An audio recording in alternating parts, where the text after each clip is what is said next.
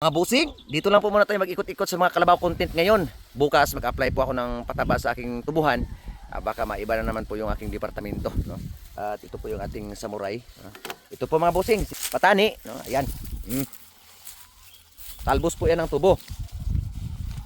So hindi ko lang po masyado dinamihan mga boss kasi hindi niya maubos at doon matutuyo na yung iba. Sayang po yung mga dahon na yan. So nagtitipid tayo ng dahon ngayon kasi crisis dito sa amin.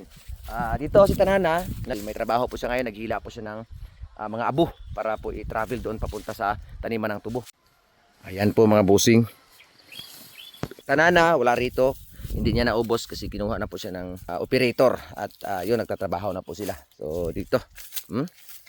Ayan po mga bossing. Si Digong, stress po ito mga boss. Pero ayan, nakatali na po siya kasi kung babalik siya doon, magdidit na naman yan ulit. Nako, mas lalong mayayat itong si Akila. Ayan po mga boss.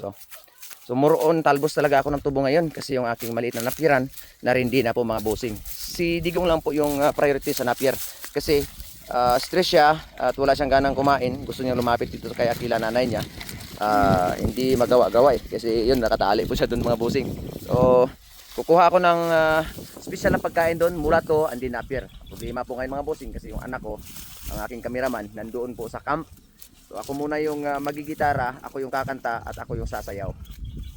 Po mga bossing, bali 2 puno po ng mulato grass yung kukunin ko para po kay Digong and then mag-mix na lang po ako ng super napier dyan.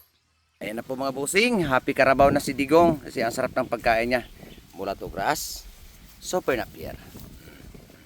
Ayan. Kung talbos po yan ng tubo,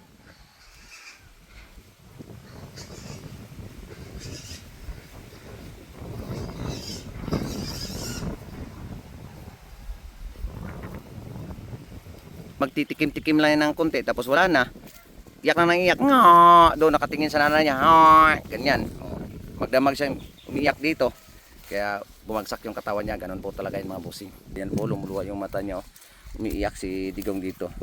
Kagabi magdamag siyang umiiyak dito kasi yung nanay niya nilayo po dyan mga boss. So hinahanap niya kahit nandito po sa tabi si Patani at saka si Tanana. Alam niya hindi siya komportable, hindi niya nanay kaya hinahanap niya yung nanay niya magdamag. Kasi Akila ngayon ay nilalagay ko doon sa mga area na may mga iba't ibang klaseng damo para po makakain siya ng iba't ibang klaseng sustansya kasi siya po yung pinofocus ko ngayon mga bossing para mag-recover po yung katawan by next month May kung may malakas na ulan. So mag-araro na po yan, depende pa kung ano po yung kanyang development sa katawan kasi payat pa po siya mga bossing. Pero walang problema, nandito naman po si Tanana. So for now, ayan po mga bossing, makikita ho natin na malaking tulong po talaga yung ating mga effort dito sa aking maliit na napiran.